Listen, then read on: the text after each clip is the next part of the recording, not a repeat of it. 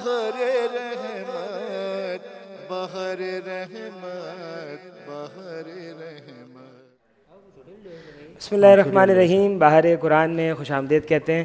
ہمارے ساتھ معزز اور محترم عالم دین آغا مصطفیٰ علی وکیل صاحب موجود ہیں۔ ہم سب سے پہلے تو گرین آئلینڈ پروڈکشن آپ کی جانب سے ان کا شکر گزار ہیں کہ انہوں نے ہماری دعوت قبول کی اور اپنے قیمتی مصروفیات میں سے ہمارے لیے وقت نکال کر تشریف لائے۔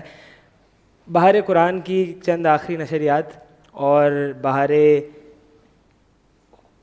رحمت بہار قرآن رمضان کی ان آخری چند نشریات اور آخری چند ساعتوں میں درخواست کرتا ہوں کہ خدا کی اس عظیم کتاب قرآن کی آیت پر گفتگو کرنے کے لیے آغا مصطفیٰ علی وکیل صاحب تشریف لیں۔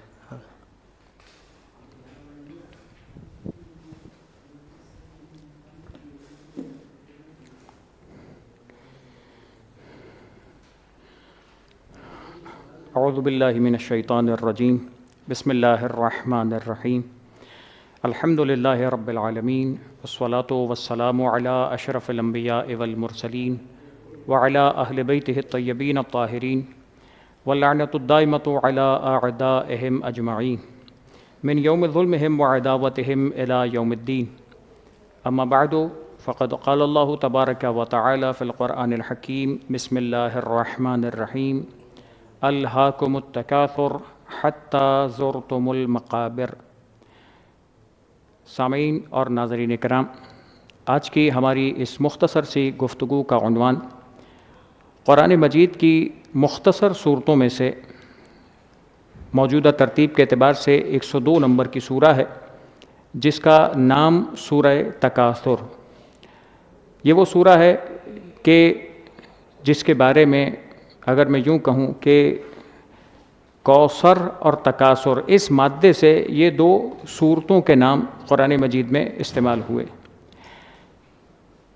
اس سورہ کا جو پیغام ہے، بہت ہی مختصر الفاظ میں آپ کے سامنے یہ تعارف پیش کرنا چاہتا ہوں۔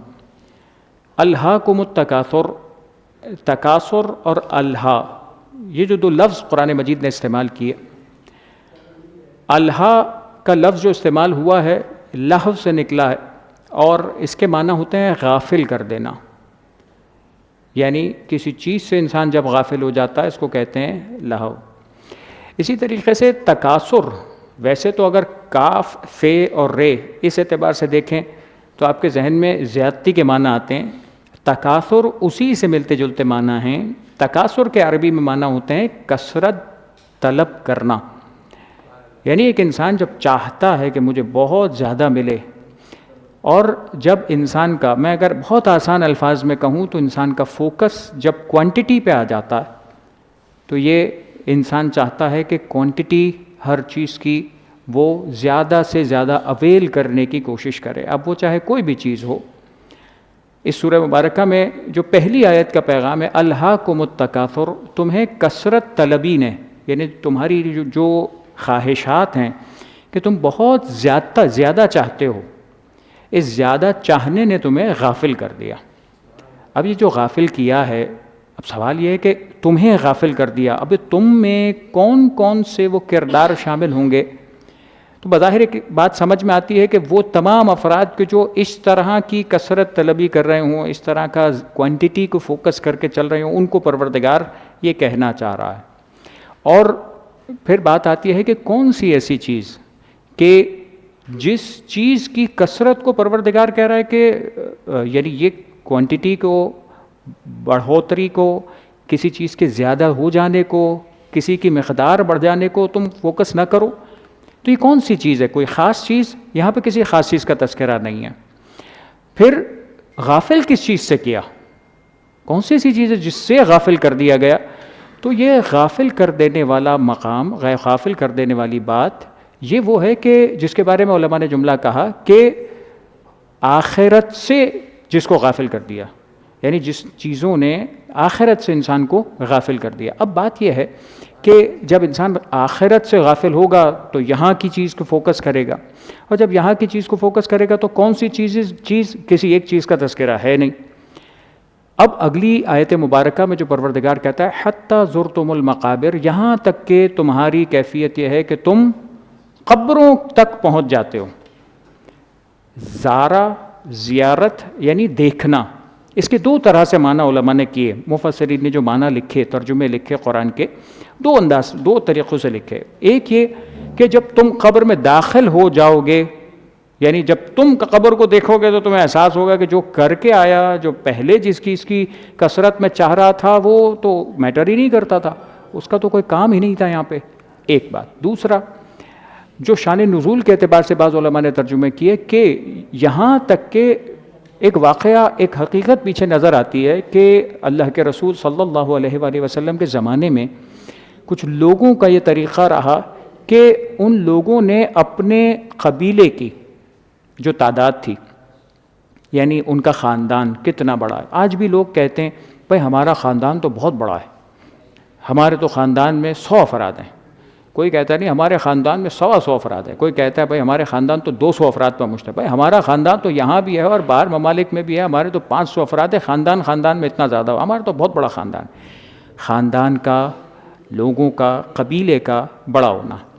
اس زمانے کے لوگوں میں ایک چیز تھی کہ وہ خاندان کی زیادتی پر فخر کیا کرتے تھے کہ ہمارا خاندان بڑا. تو وہاں پر ایک کیفیت نظر آتی ہے کہ جس کو تاریخ میں نقل کیا گیا کہ وہ اپنی کوانٹٹی کو، یعنی خاندان کے لوگوں کو جب کاؤنٹ کرتے تھے تو اس کاؤنٹنگ کے اندر قبریں بھی کاؤنٹ کرتے تھے. وہ کہتے تھے ہماری یہ لائن سے یہ ساری قبریں ہماری ہیں، یعنی ہمارے مردے بھی اتنے ہیں، ہمارے زندہ اتنے ہیں، تو کوانٹٹی سب ملا کے اتنی ہو گئی، ہمارا خاندان بڑا ہو گیا. یعنی اگر کلی اعتبار سے دیکھا جائے تو ایک بات سمجھ میں آتی ہے کہ یہاں ساری بات کوانٹٹی کی طرف پھر جاتی ہے. اب چاہے انسان اپنے خاندان کو تعلق کے اعتبار سے کاؤنٹ کر رہا ہو یا کسی اور چیز کو. حتی زرتم المقابر کلا سوف تعلمون. پروردگار عالم کہتا ہے ہرگز نہیں، یہ تمام چیزیں تمہارے اس زیادتی کو طلب کرنا یہ تمہیں آخرت سے غافل کر رہا. یہ تمام چیزیں وہ نہیں ہیں کہ جن کو تم اہمیت دو. سوف تعلمون، تمہیں عنقریب پتہ چل جائے گا. ثم کلا سوف تعلمون. قرآن مجید کے بعض تراکیب، بعض آیات کے سیکوینسز ایسے ہیں کہ جہاں پر یوں میں کہوں کہ پروردگار نے آیتوں پر آیتیں سیم ریپیٹ کی ہیں. مثلا ایک یہ مقام ہے کلا سوف تعلمون، ثم کلا سوف تعلمون، سیم آیت ریپیٹ ہوئی. سورہ کافرون میں آپ دیکھتے ہیں آیت ریپیٹ ہوئی، اور دیگر مقامات پہ آپ کو نظر آئے گا ان مع العسر یسرا، فإن مع العسر یسرا، ان مع العسر یسرا، وہاں پر آیت ریپیٹ ہوتی نظر آئے گی. تو یہ اور بھی مقامات، یقیناً اس کے اندر کوئی ایسی چیز ہے کہ جو پروردگار ہمیں سمجھانا چاہتا ہے، جس کی طرف متوجہ کرنا چاہتا ہے. ورنہ قرآن ایسے کلام اور ایسے الفاظ پر مشتمل ہے کہ جس کے اندر کوئی نقطہ بھی اضافی ہمارا ایمان ہے کہ بالکل نہیں ہے. یہاں اگر پروردگار 2 مرتبہ بات کر رہا ہے تو کچھ نہ کچھ راز ہے. اب جو مفسرین نے لکھا، ظاہر ہے کہ تفصیل کا وقت نہیں ہے، لیکن لکھا کہ ایک اس کے اندر مراد یہ ہے کہ سوف تعلمون، ان قریب تمہیں پتہ چلے گا، قبر میں جاؤ گے تو پتہ چل جائے گا. اور دوسرا اب ہو سکتا ہے کہ اشارہ ہو کہ جب قیامت کے میدان میں پہنچو گے تو زیادہ اس بات کا احساس ہوگا، تب تمہیں پتہ چلے گا کہ تم جس کوانٹٹی کے پیچھے جا رہے تھے یہ کوانٹٹیز تو کوئی میٹر کرتی ہی نہیں تھیں. اور یہی بات میں آج بات کو تھوڑا سا سمیٹتا ہوں، اور ظاہر ہے کہ پورا نہیں کر پائیں گے اس وقت کے اندر. پروردگار عالم نے جن چیزوں کو فوکس کرنے کا حکم دیا ہے وہ کوانٹٹی تو نہیں ہے جو یہاں سے سمجھ میں آیا. اب کیا ہے؟ دوسری چیز یہی رہ جاتی ہے کہ انسان کوالٹی پہ فوکس کرے.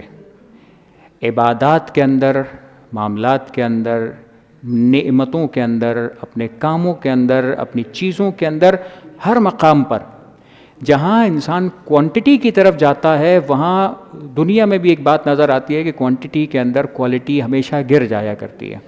اور جب انسان کوالٹی پہ فوکس کرتا ہے تو یہ کوالٹی مینٹیننس اس کو آگے بڑھاتے بڑھاتے بڑھاتے اس مقام تک لے جاتی ہے کہ جہاں انسان تصور بھی نہیں رکھتا اور یہ چیزیں اتنی ترقی کر جاتی ہیں.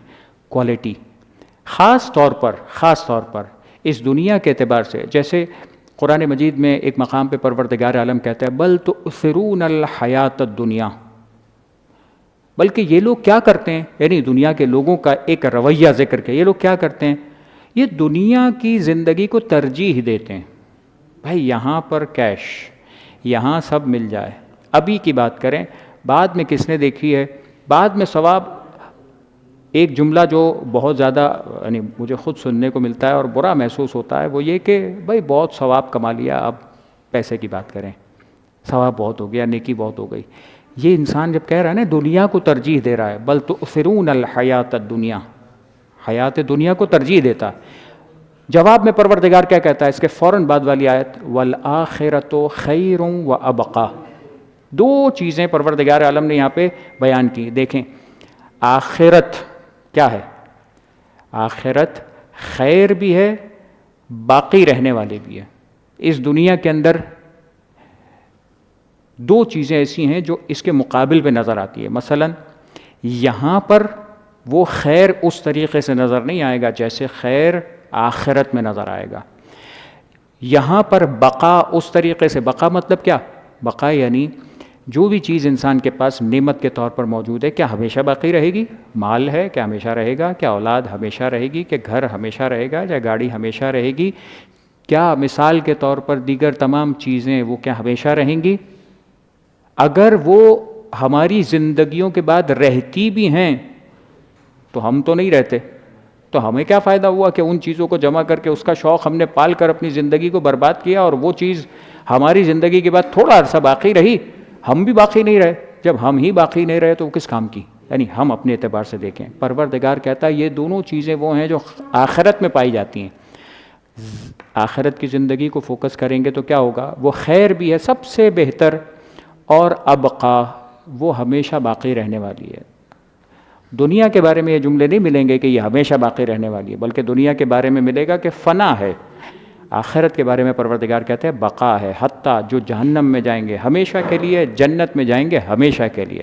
جنت کی نعمتیں ہمیشہ کے لیے. بس یہ ہمیشگی یہ قیامت میں اور آخرت میں پروردگار عالم نے رکھی ہے. بس یہ جو اس سورہ مبارکہ کے پیغام کے طور پر میں نے آج بہت ہی اختصار کے ساتھ آپ کے سامنے ذکر کیا. انشاءاللہ یہ گفتگو اگلے نشست میں بھی جاری رہے گی. وآخر دعوانا ان الحمد للہ رب العالمین. بہر رحمت، بہر رحمت، بہر رحمت، بہر رحمت.